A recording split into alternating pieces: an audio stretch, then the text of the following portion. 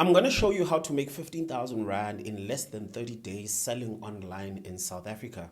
By the way, you do not need any money for this. This is how I started my online store back in 2015 when I started selling online in South Africa. Let's get it.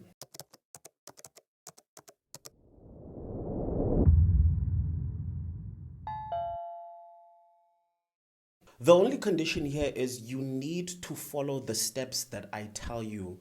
Don't add your own steps. Don't include stuff that I didn't talk about. Try and follow these steps precisely. So the first step is identifying what products have a high search volume when it comes to search engine like Google.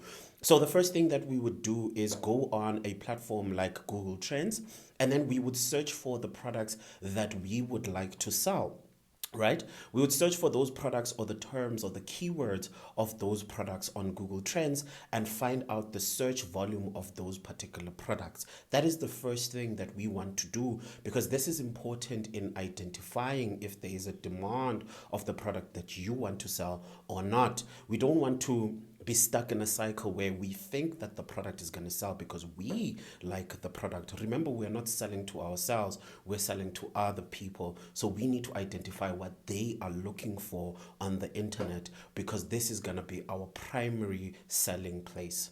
So after discovering the search trends for the products that we would like to sell, the second step now would be to identify people that import these products in South Africa from China or anywhere else in the world, or to go to shopping center or shopping malls that sell these products for cheap.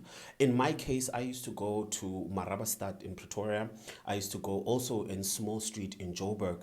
I also used to go to these small shopping centers as well, because they have a lot of Chinese shop that import products that are very difficult to find on either on Takealot or Superbalist or wherever you are buying online, basically.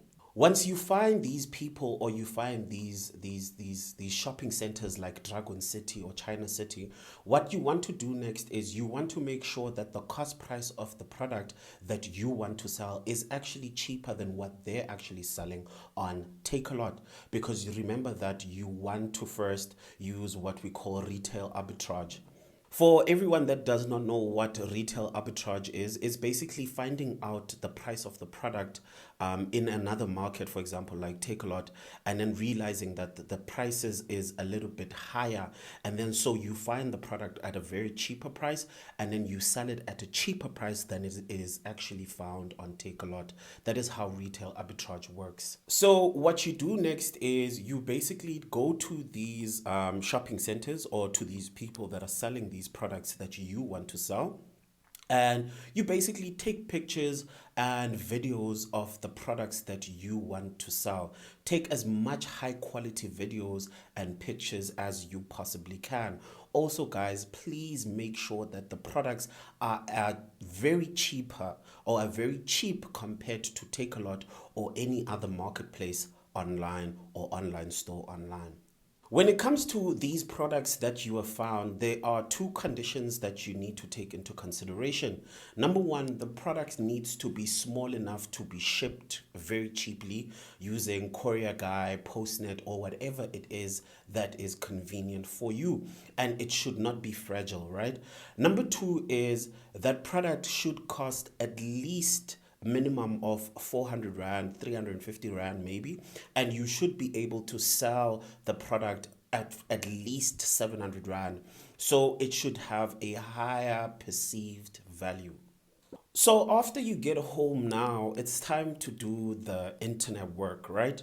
So the first thing that you want to do is you want to look for professional-esque looking photos or product photos of the products that you will be selling. You can go onto Pinterest to find these product photos. You can go onto Google. You can literally go onto websites that are selling the same thing or similar things to you. That is the first step that you want to take when you get home. The next step is you want to basically create now, an Instagram page. You want to create a Facebook account and link those together. You want to create a TikTok or even a Twitter if you can. So basically what I'm trying to say is the more platforms you are on, the better chances you have of actually moving this product. The most important consideration you need to take now in this step is you want to come across as professional as you can possibly be. So you need to create logos like the one you see in my background. You need to create, branding, colors, and all of those things that businesses need. So you can either do this on Canva, which I use, it's free, or you can do it on Photoshop, or you can hire someone to do it. It totally depends on you. After that, you basically want to start posting daily, guys. I'm not talking about posting one picture of the product a day. I'm talking about constantly posting throughout the day. What I'd recommend is posting at 6 a.m., posting at 9 a.m., posting at 12, posting at 3 p.m., posting at 6 p.m., and again posting at 9 p.m. If you're still up again at 12 p.m., I would recommend posting again. So that is plus minus 6 to 7 pieces of content on a daily basis on each and every platform that your new business is on.